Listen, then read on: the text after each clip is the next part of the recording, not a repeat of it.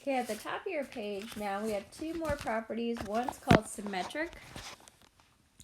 The symmetric property is if A equals,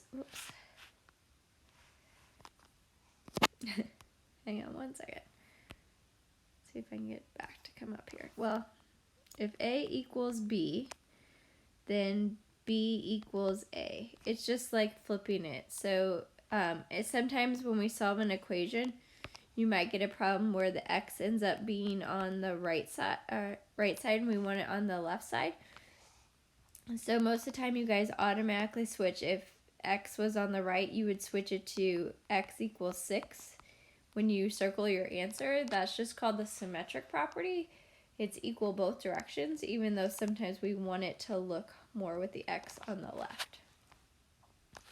The transitive property is if A equals B and B equals C, then we can know if these two both equal B, then we can say A equals C. Then those two things should be equal. Here's an example of that. Let's say AB, segment AB is equal to CD. And what if I told you AB equaled 5? Then could you guys realize that means then CD should also equal 5. So if AB equals CD, if these two segments are equal, and AB equals 5, then we can conclude that CD should also equal 5. That's called the transitive property. Alright, so now we're going to look at all these properties and how we put them into a 2-column proof.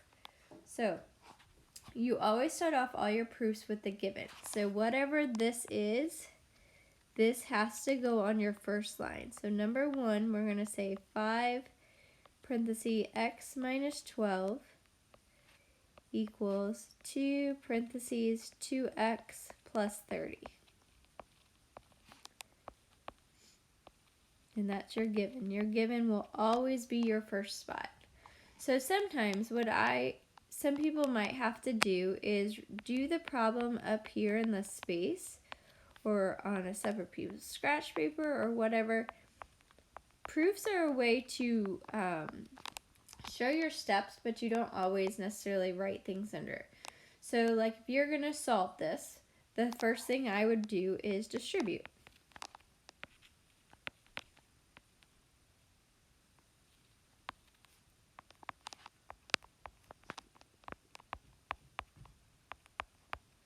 So on this line number 2, I'm going to write 5x minus 60 equals 4x plus 60.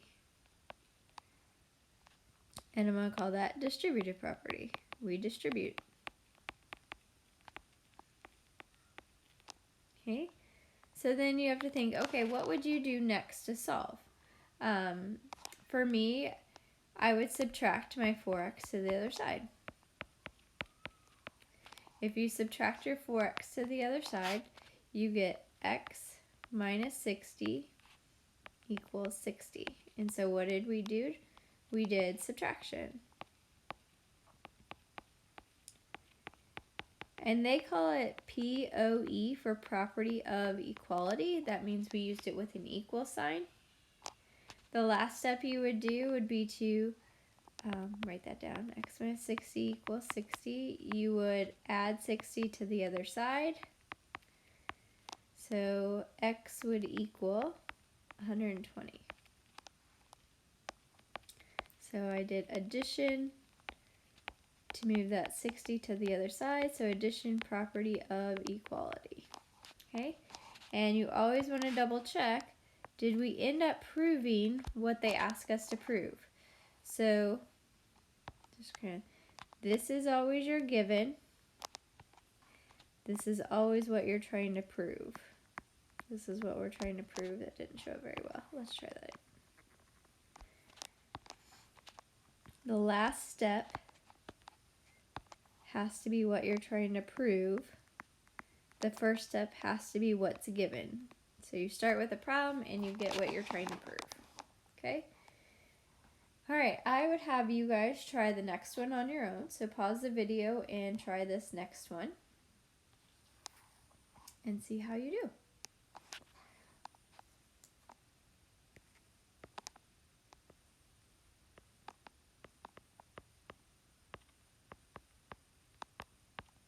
This one does have combining like terms in it, so if you want to work it out with me, that's fine. You always start with your given line. If you have parentheses, typically we want to distribute first, so I'll get 5x minus 10 plus 2 minus x equals, then distribute on this one, 2x minus 8 minus 3. That was distribute.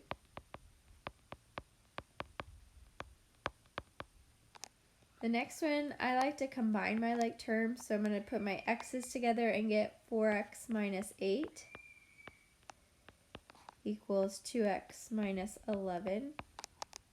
And two different ways. You can say you combine like terms.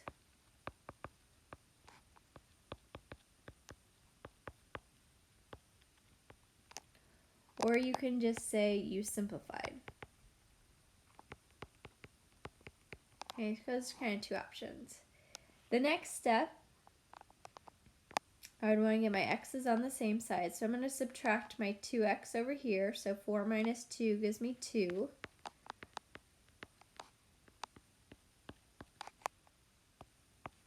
So I did subtraction.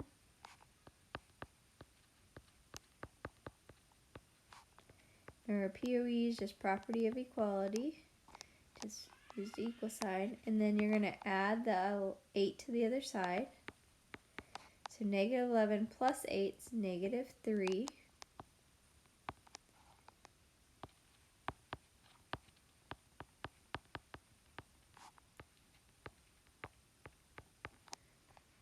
And the last step looks like we would be dividing. So negative 3 divided by 2 is negative 1.5.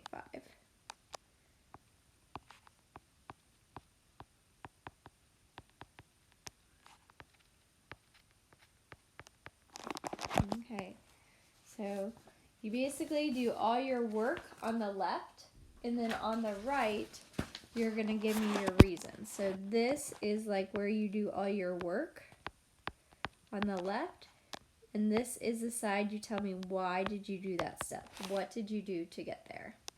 Okay. All right. We have one last one to do today.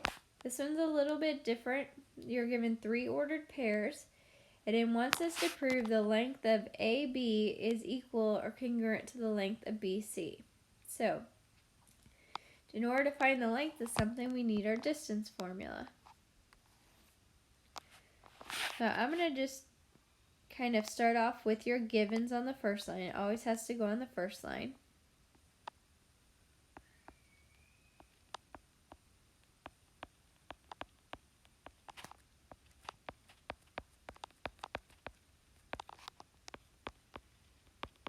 And then I'm going to do the work above on this one because distance formulas get kind of long. So I'm going to see how I can condense this into my problem.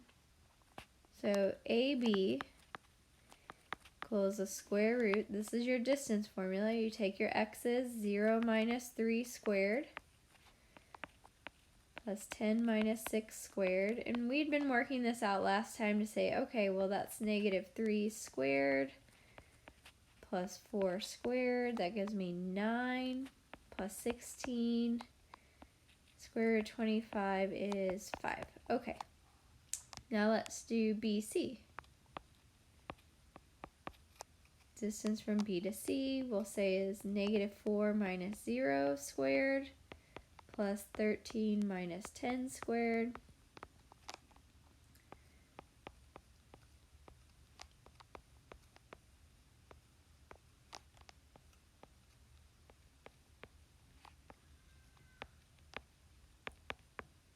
Okay, well, it looks like they come out the same. So now I gotta figure out how do I write that in a proof. So what you're gonna do on one line, we're gonna say that, oops, that should be a 2. Line 2, we're gonna say AB equals try and write that down there. 0 minus 3 squared plus 10 minus 6 squared. And I'm just going to say equals 5. So the distance formula for AB came out to 5. I'm going to do the same thing for BC. I'm going to show the setup of the problem. -4 minus 0 squared plus 13 minus 10 squared. That all came out to equaling 5. Okay, so right now on 2 and 3, I'm just going to say I use distance formula.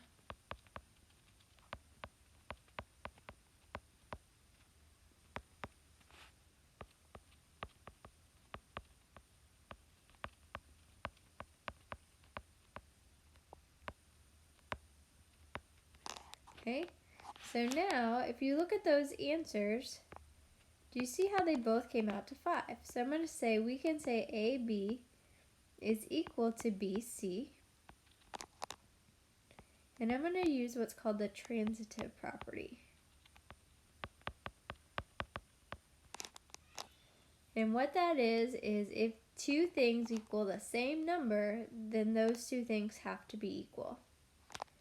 The last step, you'll notice this one went from equal signs to congruent signs. So AB is congruent to BC. We're going to say it went from equal signs to congruent signs by definition of congruence.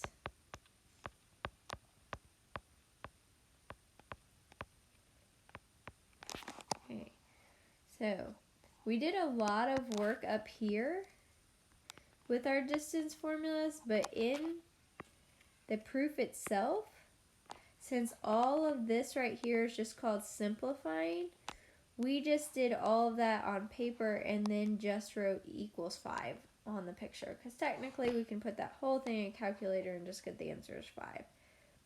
So if you have not very many boxes, this is one way to do this. Another thing that's new on this one is transitive property and definition of congruence. If two things are equal, like these both equal 5, by transitive property here we can say they are equal. And then definition of congruence means I can change the equal sign to a congruence.